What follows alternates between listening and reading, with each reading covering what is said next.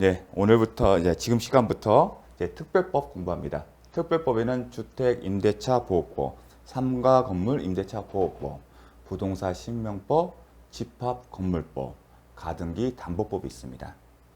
여러분들이 이제 공인중개사 신문을 합격을 해서 신문을 하게 되면 주택 임대차 보호법, 삼가 건물 임대차 보호법이 주로 보실 겁니다. 나머지 가등기 담보법의 경우는 실무상 여러분들이 많이 접할 일이 없고요. 저 또한 변호사 업무를 수행하면서 가등기 담보와 그 소송 자체는 많지 않았습니다.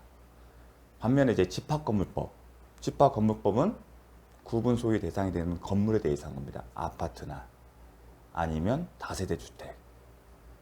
그런 경우가 있는데 공인중개신문하고는 직접적인 것은 없습니다. 공인중개신문은 임대차 계약이나 매매인데 집합건물법은 다루는 부분이 공용 부분과 그 다음에 전유 부분, 그리고 대지 사용권, 아니면 대지권을 어떻게 다룰 건지에 대해 나옵니다. 그리고 관리단이나 또 하나 이제 부동산 신명법, 이제 명의식당 약정을 전제로 하는 건데 여러분들이 명의식당 약정 자체를 개입할 여지는 없어요. 그리고 여러분들이 거래하거나 아니면 거래하는 그 매매 계약이나 아니면 임대차 계약의 소유자가 알고 보니 명의 수탁자다 하더라도 제3자의 보호 규정이 있기 때문에 선악의 구분을 따라서 보호 규정이 있기 때문에 신명법 자체를 아실 필요는 없어요. 그리고 여러분을 통해서 명의식당 약정을 얘기하지도 않을 겁니다. 그래서 실질적으로는 이제 주택 임대차 보호법과 그리고 상가 건물 임대차 보호법이 가장 중요합니다. 그래서 이제 이번 시간부터는 주택 임대차 보호법 살펴보도록 하겠습니다. 일단 주택 임대차 보호법에 보게 되면 이제 좀 복습 차원에서 항상 민법상 임대차 계약이 있어요. 계약의 목적물이 임대차 계약이고 민법상 임대차 계약에는 그 임대 목적물이 동산일 수도 있고 부동산일 수도 있어요. 근데 그 목적물이 부동산이고 그 부동산의 중에 건물 중에 주택, 뭐 창고, 상가, 창고, 공장 여러 것들이 있겠죠. 그런데 임대차 계약에 따르면 임대차 계약에 따라 발생하는 임차권은 즉 임차인이 가지고 있는 임대인이 가지고 있는 권리들은 임차권 같은 거 권리들은 채권이에요. 그 이 채권은 누구에 대해서만 행사할 수 있다? 원칙이 임대인에 대해서만 할 수 있어요. 한편 우리가 공부를 저번 시간에 배웠지만 임대차 계약의 성립 요소에는 임대차 보증금이었지만 별개의 계약으로서 보증금 계약을 해요. 임대차 보증금. 임대차 보증금 계약을 해요. 근데 이 보증금의 성격은 임차인 임대에 대한 임대차 계약 관계에 따른 채무를 담보하기 위한 거예요. 그리고 임대차 계약이 종료되면 임대인이 임차인에게 반환할 보증금이 있으면 임차인은 임대인에게 반환할 청구권이 있죠. 그것 또한 채권이에요. 일반 채권이에요. 즉 우선 변제 효력이 없어요. 그렇죠. 우선 변제 효력이 없어요. 이 얘기는 뭐냐면 임대인에 대한 채권자에 불과하지 저당권자처럼 향후에 임대인의 책임 재산에서 강제 집행이 이루어졌을 때 우선해서 반제받을 권리가 없어요. 그 얘기는 임대인의 자력 여부에 따라 보증금을 돌려받지 못하는 위험성이 있다는 겁니다. 그게 민법상 임대차 계약에서 배웠던 내용들이에요. 그리고 이런 채권적 성격과 관련해서 임차권의 주장은 기본적으로 특정 상대방, 즉 임대인 이외의 제3자에 대해서는 할 수가 없는데 일정한 경우에는 할 수가 있습니다. 그래서 민법상 임대차 계약과 관련 뭐였었죠? 임차권을 등기하거나 아니면 건물 등 소유 목적의 토지 임대차 계약을 체결하고 그 임차인이 건물에 관한 등기를 했을 때는 등기부상, 토지 등기부상 별도의 임차권 등기가 되어 있지 않았어도 건물에 대한 등기가 이루어졌다면 그 순간 토지에 관한 임차권 등기가 된 것처럼 취급되고 그 이후에 토지 임대차 계약, 토지 임대차 계약 목적물이 토지에 대한 소유자가 바뀌더라도 임차인은 새로운 소유자에게 임차권을 주장할 수 있다. 딱 두 가지 경우예요.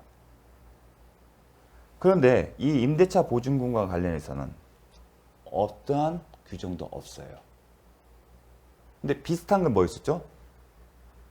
전세권 설정 계약할 때, 전세권 계약할 때 전세금을 주잖아요. 전세권자는 전세권 설정자에 대해서. 그리고 전세권의 경우에는 담보물권자 성격이 있기 때문에 만일 전세권이 존속기간 등의 만료로 이루어 종료되면 용익물권적 권능은 소멸하고 오직 담보물권적 권능이 있습니다. 그렇기 때문에 법문에 후순위 권리자나 일반 채권자보다 우선해서 변제받을 효력이 있다는 겁니다. 근데 임대차 보증금에 대해서는 그게 없어요. 민법상 임대차에 우선 변제 효력이 있다는 규정이 없습니다. 등기가 되었다 하더라도 주장할 수 있고 사실상 임차권을 주장할 수 있기 때문에 사실상 받을 수 있지 우선 변제 효력이 있다는 문구는 없어요. 그래서 이제 이 조문을 가지고 이제 이런 주택이나 상가나 창고나 공장의 임대차 계약에 대해서 했습니다.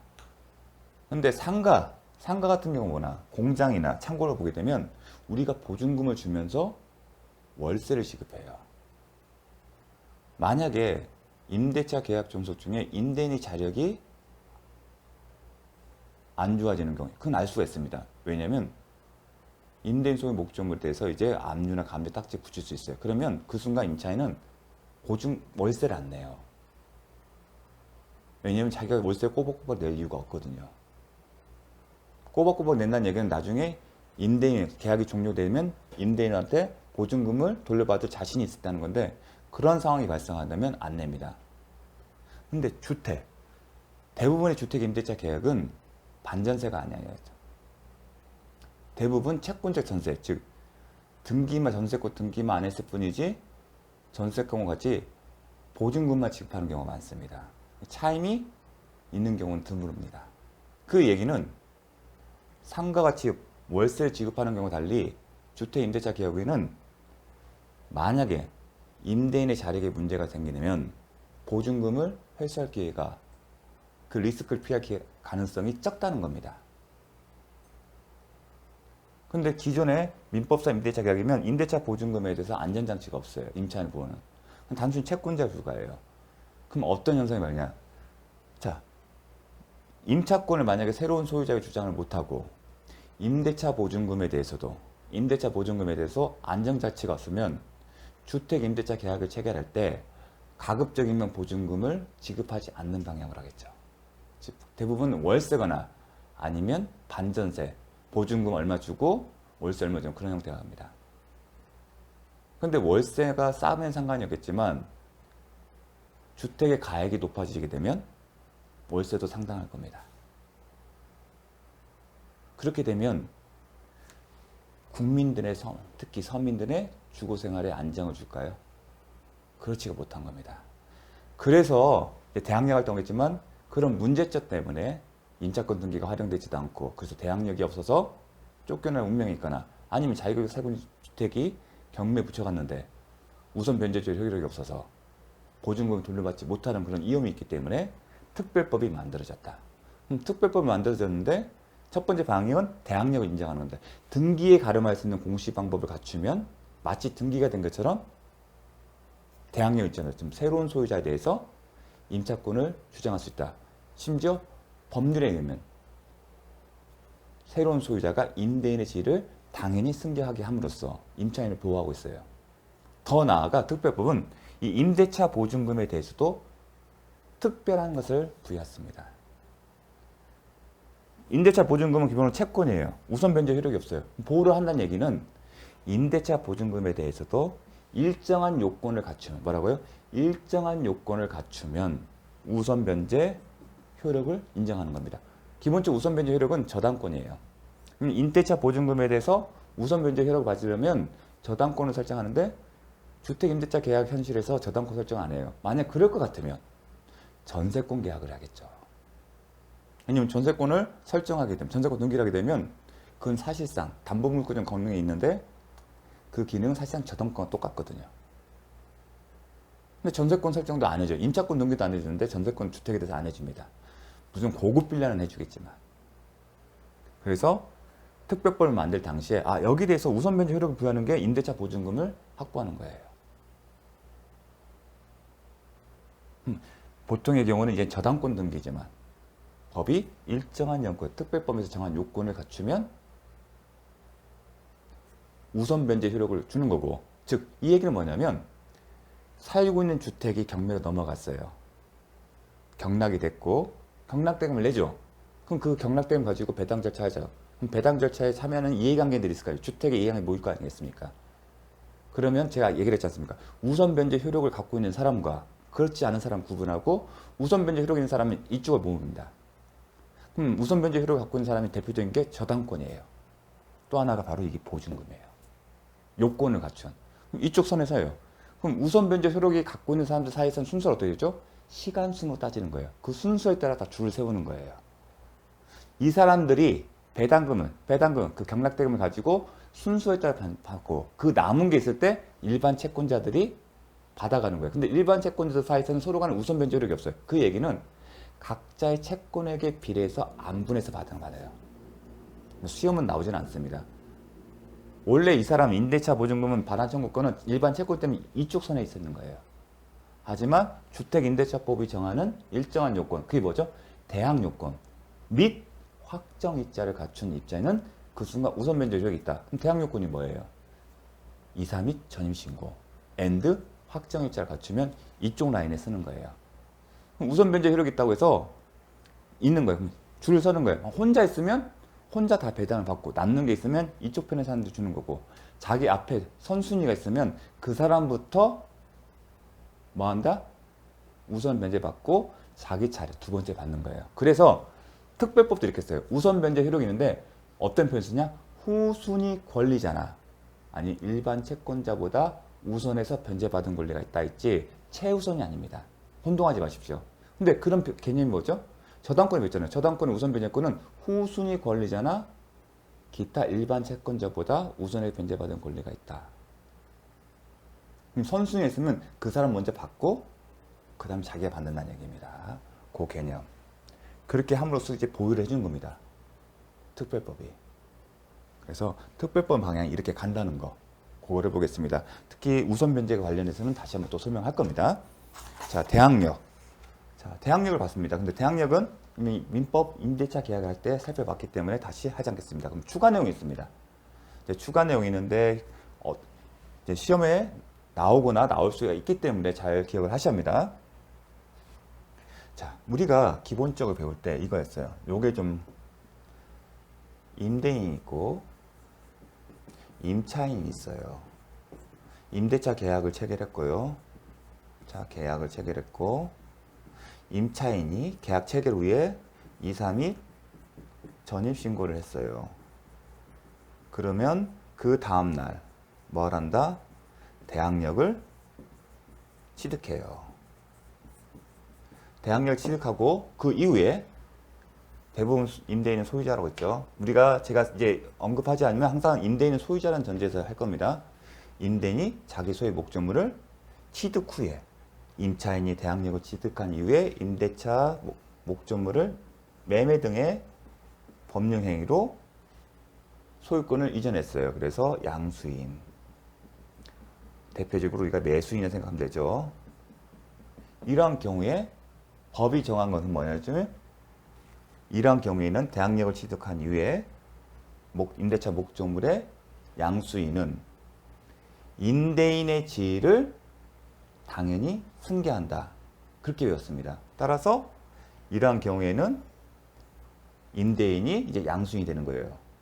그래서 우리가 처음에는 갑, 을, 병이었어요. 그래서 이러한 경우에는 임차인의 임대인은 이제 병인 거예요. 그리고 갑은 임대인의 지위에서 탈락했다. 그렇기 때문에 더 이상 갑은 을에 대해서 종전의 임대차 계약에 따른 뭐다? 보증금 반환 의무가 없고, 오직 병에 대해서만 임대차 보증금 반환 청구할 수 있고, 병이 을에 대해서 반환할 의무가 있다. 따라서 병이 보증금을 을에게 돌려주는 것은 타인의 채무가 아니라 자신이 해야 할 것을 한 것뿐이다. 그렇기 때문에 병이 을에게 보증금 돌려주고 나서 갑에게 부당이득, 반환 청구권 등을 행사할 수 없다. 거기까지 배운 거였습니다. 근데 임대인, 임차인, 양수인이 가불병이가 각자 달라요.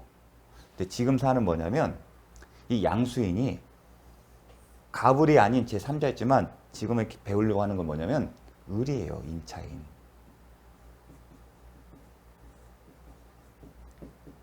이 양수인이 을. 그런 경우 있어요. 임차인도 경매 절차에 참여할 수가 있어요. 흔히 볼 수 있는 경우입니다. 이러한 경우도 쟁점은 뭐냐면 이런 양수인이 낙찰을 받는 것도 실질적으로 매매이기 때문에 매수인이라는 표현을 쓸 수 있습니다. 낙찰 양수인, 낙찰자로 할게요. 낙찰자가. 이런 경우는 이제 임차인이 낙찰자, 양수인 경우에 그 경우에도 종전에 본 것과 같은 이 사람이 임대인의 지위를 당연히 승계하고 어땠죠? 종전 임대인은 자신의 임대인 지위에서 벗어나는 건지 그 논리가 그대로 가는지가 쟁점이 됐어요.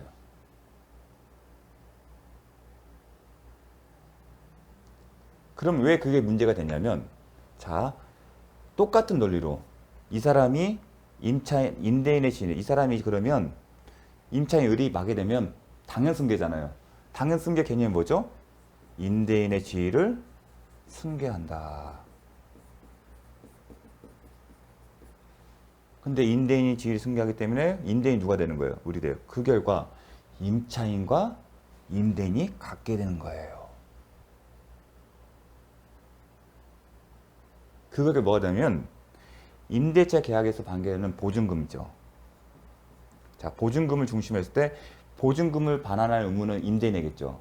그게 을한테 있잖아요. 보증금 반환 의무가. 보증금에서 반환 의무는 임대인에게 있는데 그 임대인이 을이에요. 반면에 보증금에 반환을 청구할 수 있는 채권자도 임차인이 있는데 그 임차인이 을이에요.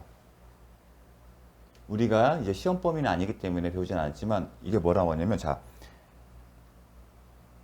채권 채무. 이게 지금 채권이잖아요. 갖고 있는 채권과 보증금과 관련한 채권과 채무가 기속 주체가 같잖아요. 채권과 채무가 동일한 사람인 을에게 기속되잖아요.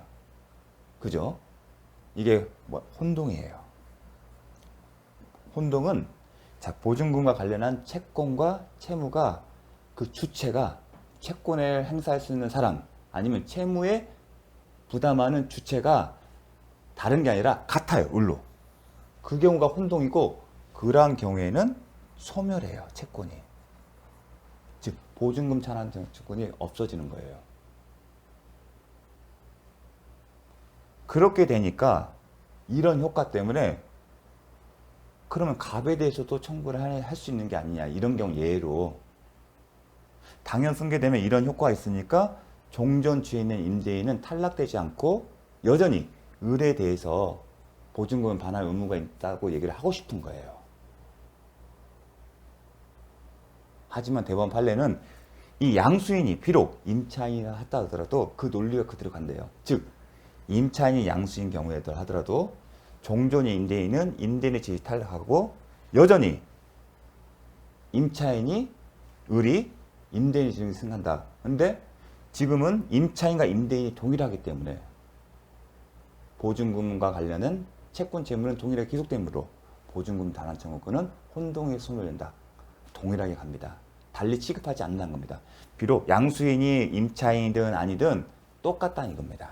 그걸 기억하십시오. 자, 그 얘기를 쓴 겁니다. 자, 임차인이 제3자에 대하여 대항력을 구비한 후에 항상 후에 무슨 일이 벌어나죠? 후에 소유권이 새로운 소유자가 나타나면 그 양수인이 임대인의 지위를 당연히 승계하고 기존의 임대인, 즉 양도인의 임대인의 지위수나 보증금 채무는 소멸한다. 지금까지 이렇게 배웠잖아요. 주택임대차법의 대항력 취득 이후에 대항력 취득의 효과. 근데 설사 그 임차인이 양수인이 된 경우라 하더라도 달리 볼 이유가 없다. 달리 취급하지 않는 겁니다. 그 양수인이 임대인, 임차인이 아닌 제3자거나 아니면 임차인이더라도 똑같다. 따라서 대항력을 갖춘 임차인이 당해 주택을 양수한 때에도 임대인의 기존의 양도인이겠죠. 보증금 반환 채무는 소멸하고 양수인이 자 똑같으니까요. 기존의 임대인 즉 양도인은 임대인 지위에서 벗어날 뿐만 아니라 보증금 반환 채무도 소멸한다. 그 얘기를 하는 거예요. 양수인이 임차인이 임대인의 자신의 보증금 반환 채무를 인수하게 돼요. 이 얘기 뭐냐면 보증금에 관련한 채권과 채무의 주체가 동일해서 혼동이 된다. 혼동이 되면 그 채권은 혼동으로 소멸한다. 이 얘기입니다. 근데 혼동은 시험 범위가 아닙니다. 그래서 상당히 중요한 내용인데, 그럼 우리는 기억할 게 뭐냐면 이제 임차인이 양수인 경우에도 마찬가지다. 그걸 가지고 이제 출제가 나올 겁니다. 어떻게? 경락인에게 대항력을 갖춘 임차인이 경매 절차에서 주택의 소유권을 취득한 경우 임대인에 대한 보증금 반환을 청구할 수 있다 없다. 이게 나올 겁니다. 여전히 없다. 왜냐하면 양수인이 임대인의 지위를 승계했기 때문에. 그 결과 임대차 보증금 반환 채권은 이제 소멸된 겁니다. 참 쉽지 않은 내용인데 요것도 내용이 상당히 실무적으로 수험생 입장에서 시험 목적도 중요했지만 실무적으로도 의미가 있습니다. 잘 알려주십시오. 그럼 경락인에게 대항력을 갖춘 임차인. 또 경락인에게 대항력을 갖췄다는 얘기는 기억을 하셔야죠.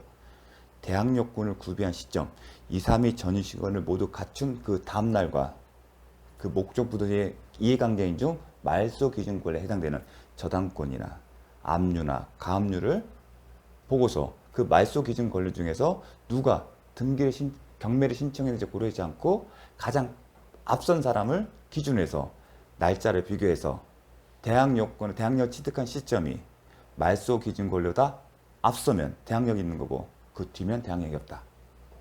자, 이 경우는 뭐죠? 대항력을 갖춘 거예요.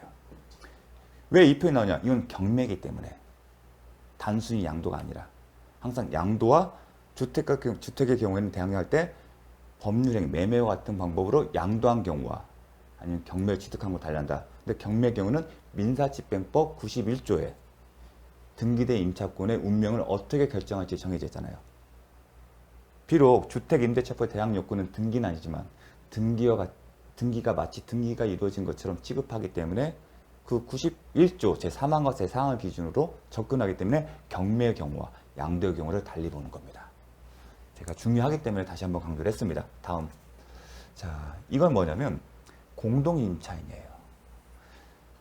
주택의 공동임차인은 사실 많진 않아요. 근데 상가 건물은 있어요. 근데 보통 부부가 이제 공동임차인하거나 아니면 공동투자 그리고 나중에 계약이 종료됐을 때 그 자신이 투자한 만큼의 대부분 투자한 금원들이 보증금으로 충당되는 경우가 많거든요.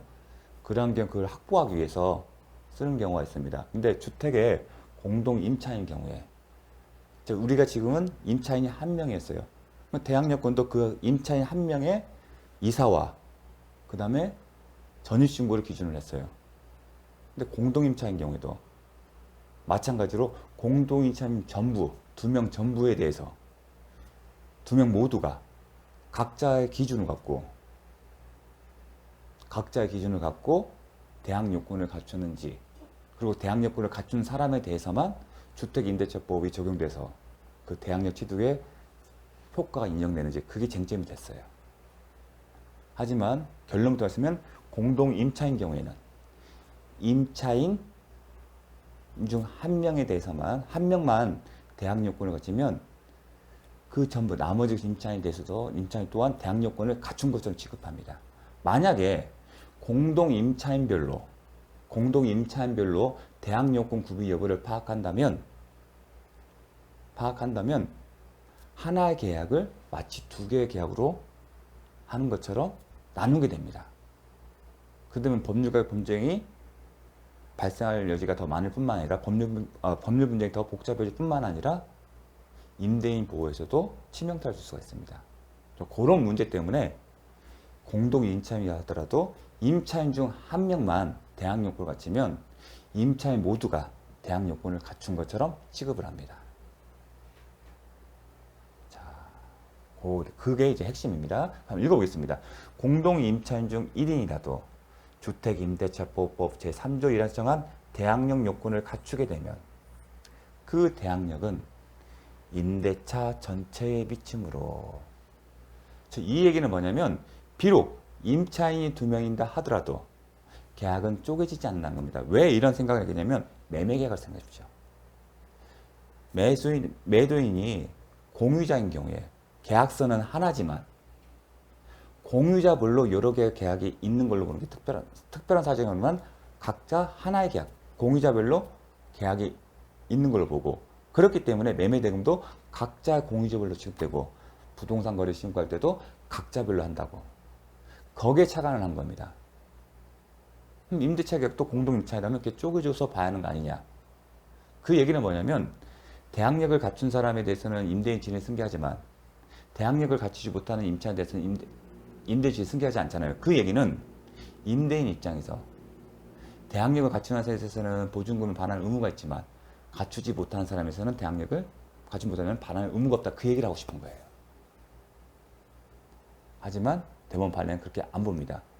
한 명이라도 대항력을 갖추면 전체에서 좀 쪼개지 않겠다는 겁니다. 계약서를 다 갖춘 것이고, 따라서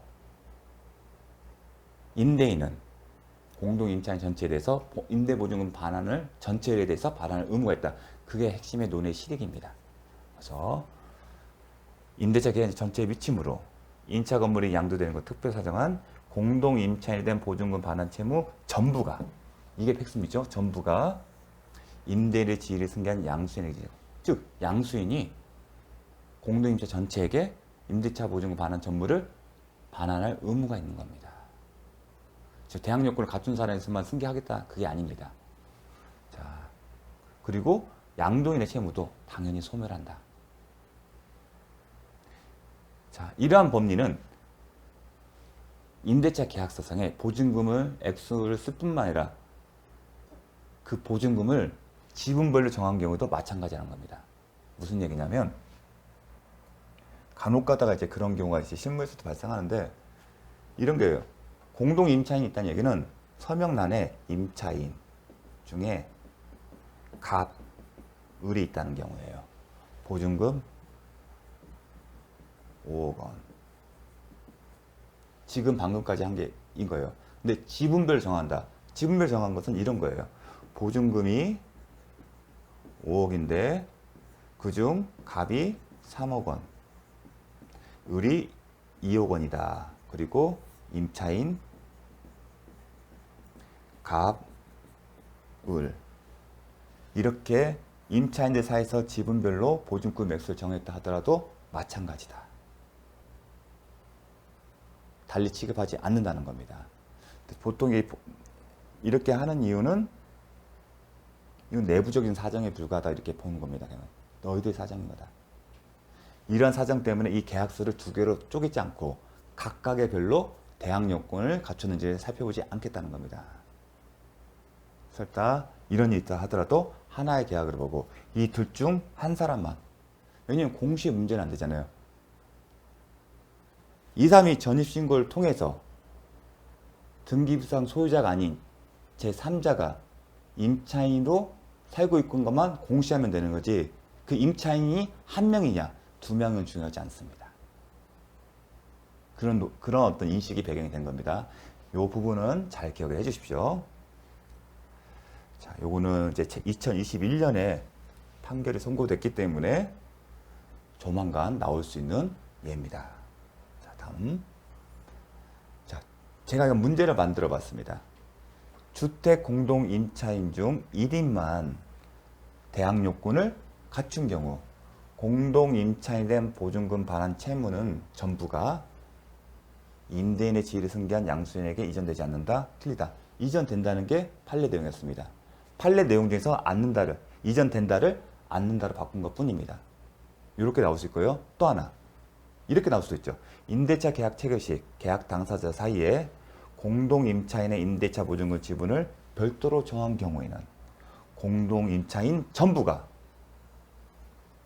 대항 요건을 갖춰야만 공동 임차인에 대한 보증금 반환 채무 전부가 임대인의 지위를 승계한 양수인에 이전한다. 아니다. 일부만 갖추더라도 양수인이 임대차 보증금 반환 전부에 대해서 전부를 양수한다. 승계한다. 이전된다. 그걸 잘 기억해 주십시오. 잘 기억해 주셨으면 좋겠습니다. 자, 잠시 쉬었다가 살펴보도록 하겠습니다.